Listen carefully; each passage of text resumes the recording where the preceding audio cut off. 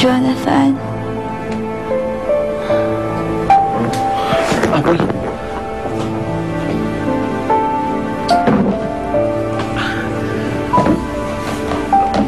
Kamusta ka na? Anong nararamdaman mo? Kumikirat pa rin yung tagiliran ko. Gusto mo, natawag ako ng doktor. Ano mo, bigyan ka ng pain reliever. Ha? Sandali lang. Salamat, ha?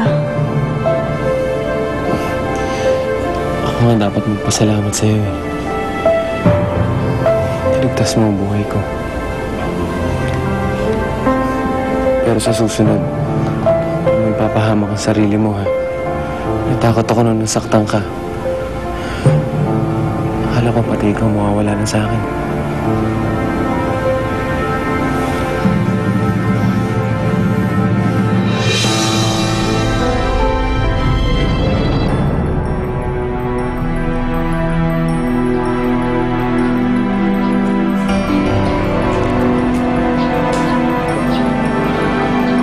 Rob, Bonnie, gabi pa ako nag-uuto sa'yo. Pati ko napuyat, inumaga ka na. Nasaan na yung anak ko? Gob, sina Levi at Rachel ang pinuntahan ni Jonathan. Hinabol ko nga si Levi, kaso nakatakas. Nakikipagsabwatan na talaga yung anak ko sa kanila. Tinatraidor na ako ni Jonathan. Ano ba agimat meron niyang kinakapatid mo? Bakit ba parati na lang nila ako natatakasan ni Rachel? Nasaan yung anak ko?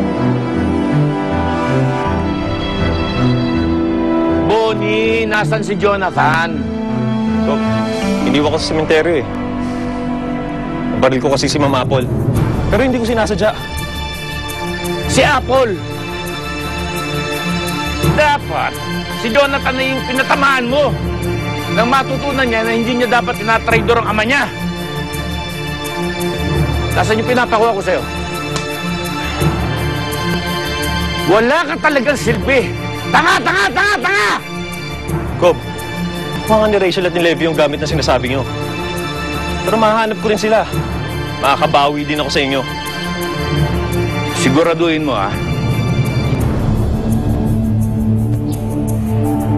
Gob, please na po ako.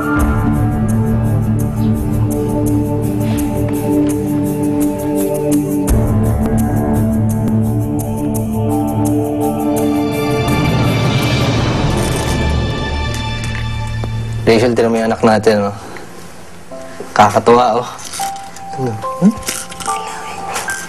Hello. Rachel, kanina ka patulala dyan, ah.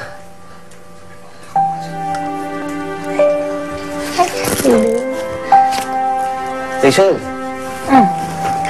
Bakit? Sabi ko, yung anak natin, nakakatuwa.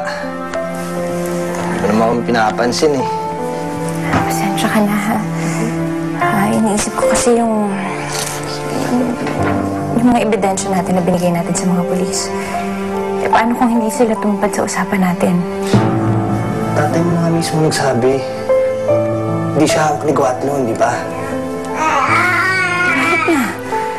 Alam mo, hindi pa rin ako mapapalagay at hindi ako titigil hanggat hindi nakukulong yung Guatlon na yan. Tsaka ayokong liguin si Jonathan.